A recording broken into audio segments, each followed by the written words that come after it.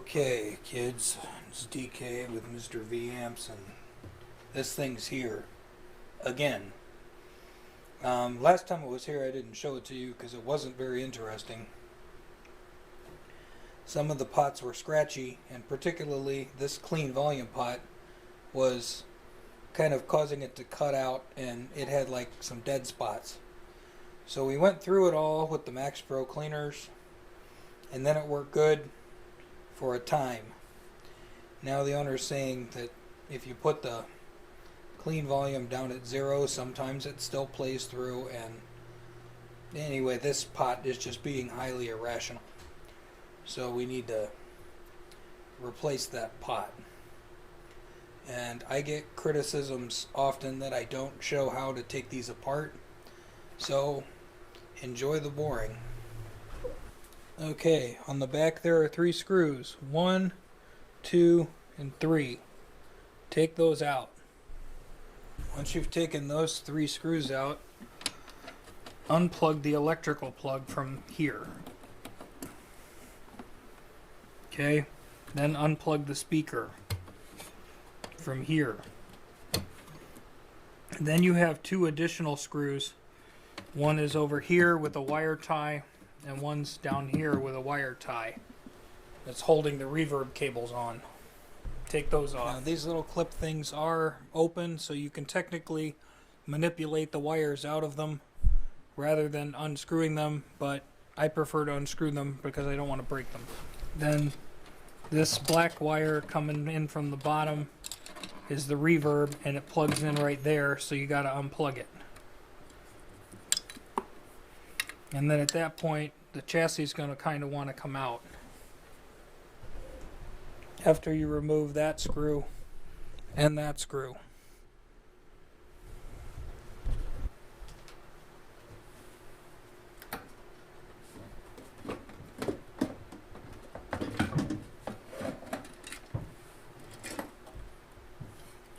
Ta-da!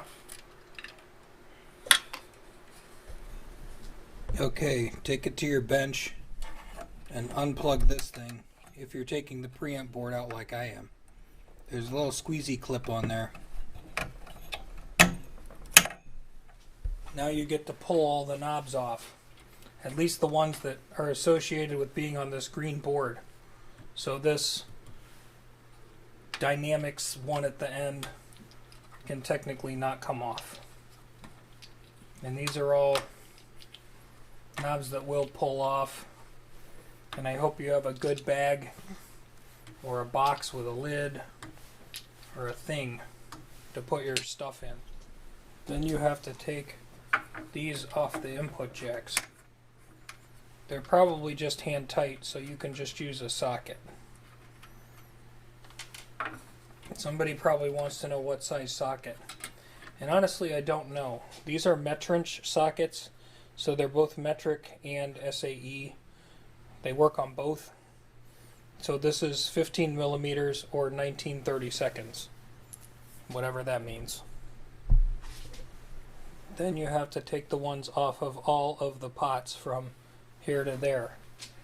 So I've got one that's 1530 seconds or 12 millimeter.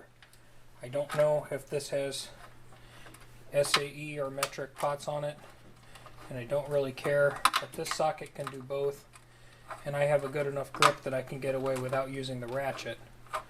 When you put these back on eventually, don't use a ratchet. That's a good way to destroy things.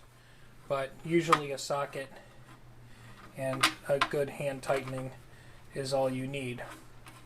Or you can get that really groovy fork tool that I have.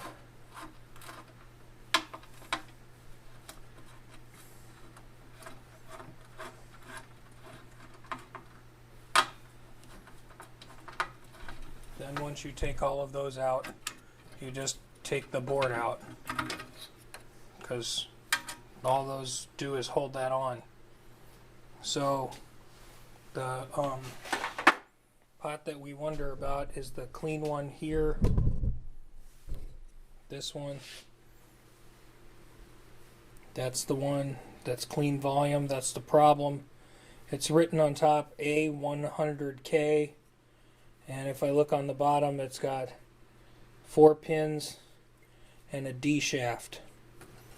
The shaft is like a half moon. They call that a D shaft. So 4 pins, 100K audio taper, because that says A. See, like this says B20K, so that's 20K linear taper. B is linear, A is audio. There's other ones, but for the most part, A audio, B linear, that'll get you by. So the broken clean pot that we're going to replace is A 100K. So now we have to go to the computer and find one. Okay, so I'm going to the Amplified Parts website. If this video posts before March 1st, hint it's not. They've got 10% off of all JJ vacuum tubes. Allegedly, the 6V6 got fixed and it's not as microphonically prone as it was. It takes me a while to forgive. I haven't bought one. Okay, browse products. Potentiometers. And there's a lot of things to choose from, but I know right off the hop the value, and that I need a D shaft. So there's a section here for shafts. And D type. Okay, D type shaft. Now we're down from all the pots that we had, we're down to 11. So that took a couple hundred pots and limited us down to 11. And all we really got to do is look at the pictures and we'll know. It's not that one. It's not that one. It's not that one. Sure as heck looks like that one, even though it says it's a Marshall part. And it kind of looks like that one too. But it doesn't look like any of these other ones. And like, this one says it's for a Fender Blues Junior, which the pots in those suck. But, and then like these kind with the snap-in bracket are like in the old Peaveys before they started to suck. But, so here you go. Potentiometer, Marshall audio, 11mm, PC mount square. Audio is the taper. That's good. We go there, and it's available in different values, and we want 100K, and it costs $5. And it says that the 1 meg one is temporarily out of stock, but that's okay. So now we buy it. Okay, so apparently while you wait for the mailman, you're supposed to get a cold, because that's what happened to me. And today I'm feeling a little better, so I worked on some of the stuff I sell on the Reverb store. So before I desolder this with the Solder Sucker 9 million, which is heating up, I'm going to actually come in and sort of like solder it thicker with my lead-based solder, because my lead-based solder has a lower melting point, and it'll just make this easier to desolder, because my good solder will stick to the crummy solder that they used from the factory and help suck it up better. And yes, I'm sort of blobbing it on there a little bit more than I probably want to. But I want to make sure I get the old solder sort of blended in with the new solder. And then we can suck it up once the Solder Sucker 9 million beeps. It's about to beep. I know everybody's excited. And apparently I have too many wires floating around here and everything's getting in the way. Solder Sucker 9 million engage. I have to wait for it to beep. It's allegedly up to temperature. Allegedly. And I have to check to see if the nozzles are clear, because sometimes you got to change this filter and dump it out and all of that stuff.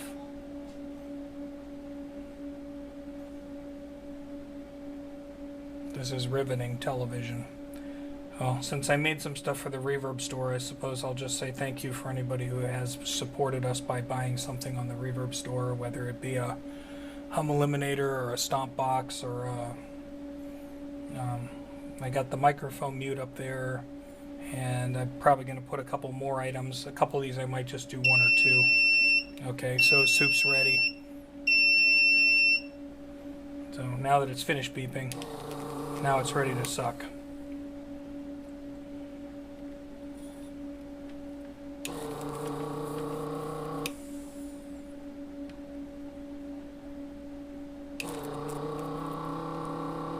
And it sounds like it's blocked. Okay, let's try this again.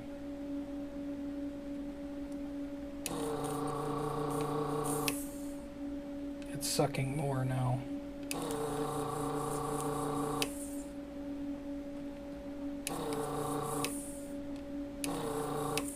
Now these mounting posts are the ones that are kind of a holy nightmare sometimes. You have to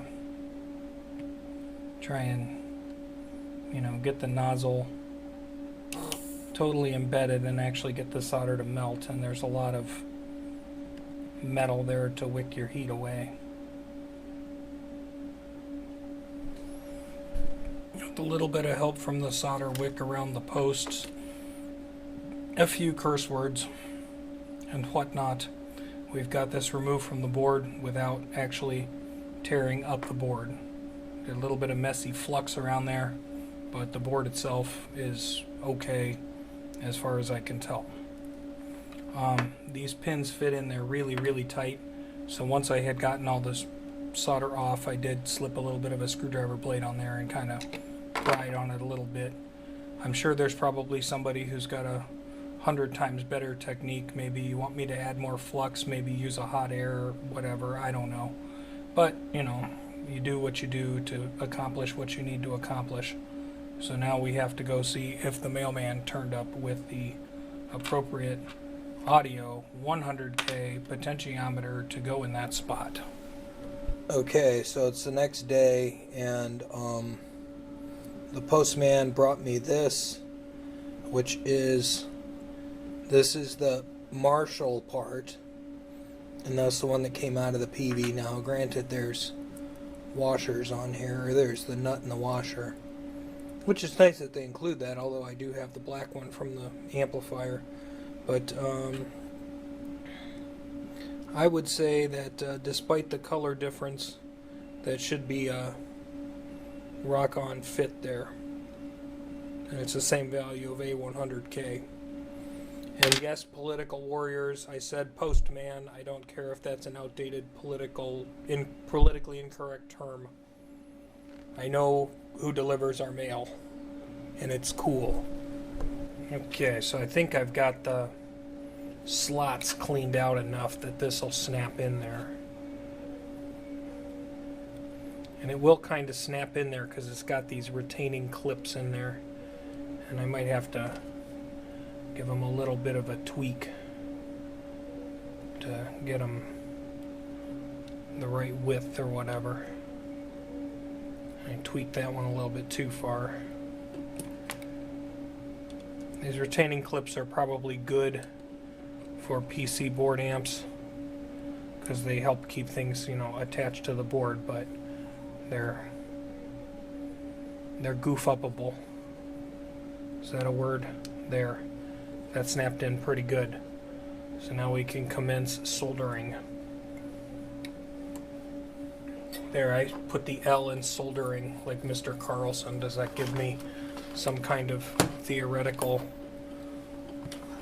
hierarchy of now I'm smarter? Alright, so I'm going to solder the retainer clips first. 1, 2,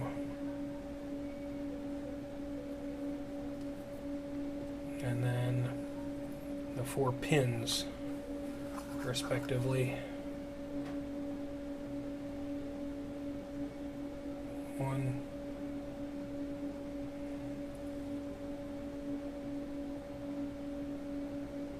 2,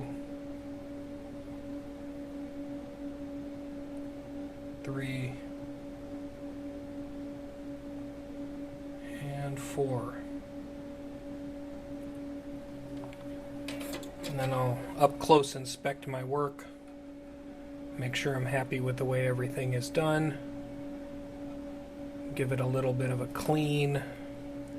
Check on that side to make sure things flowed through well. It's actually flowed through better than it was from the factory. That is attached better than the factory.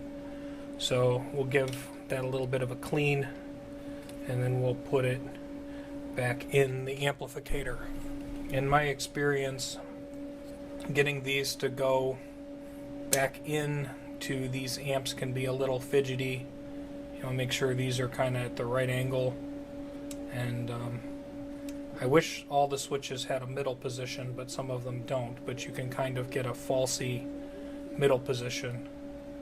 And then you have to sneak this underneath and line up all of the pots and the switches and push it in like that. We're almost there. There. Now it's popped forward all the way, so now I got to go through and put all the nuts on it, which I conveniently put all of those parts in this box. So washer, nut, tighten, washer, nut, tighten, all the way down the row. Am I including all the steps for you?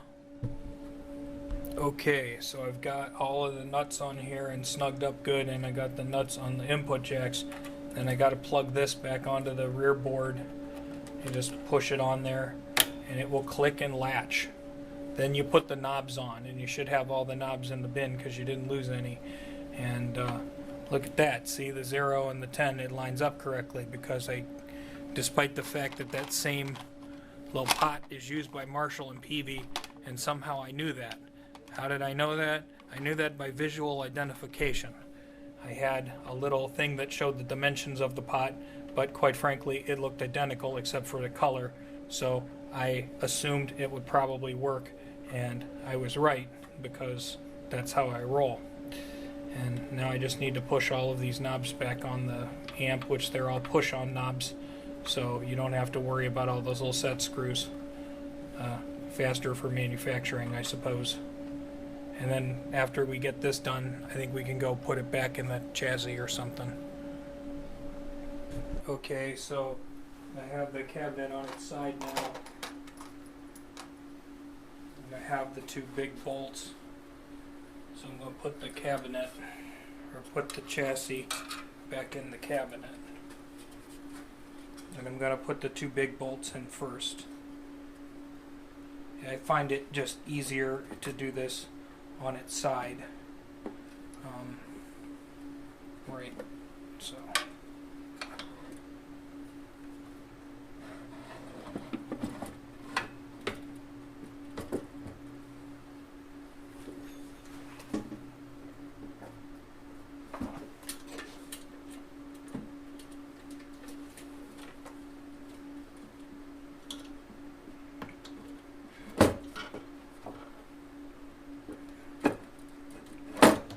And it's going to fuss a little bit with the corners and stuff. You'll get it in there. You'll want to snug these bolts up pretty good, the long ones, because you don't want this chassis to rattle. That would not be good.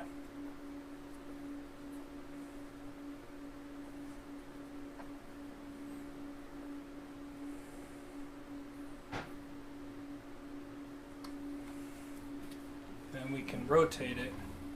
And we've got the 3 screws that hold the back of the chassis in. You saved them from before, didn't you? You put them in your little bucket bin that I told you to keep. Yeah. Remember, these are not bolts, these are screws, and the chassis is particle board. So put them snug, but don't crank the sin out of them. That would be bad. Then you'll be gluing a toothpick or something in the hole, or 2 toothpicks in the hole or something to try to flesh it out so the screw can actually grip again. And then we'll plug our power cord back in to there. And our speaker, plug that back in. Red to positive, black to negative. Technically in a combo amp it it would work if you did it backwards. So if you can't see the positive and the negative on the speaker, which I can see clearly from a reasonable distance away, and then your reverb, you got to plug that back in up there, and clippy thing down there, and then we need to put the 2 wire clip things back up to tie the wires from beeble bopping all around inside the amplifier. We'll screw those 2 back to the top, the ones we took off earlier. Okay, so all of these wires are in their retainers, and we should be done, but I suppose we need to test this to make sure it doesn't explode. So we'll plug it into electricity.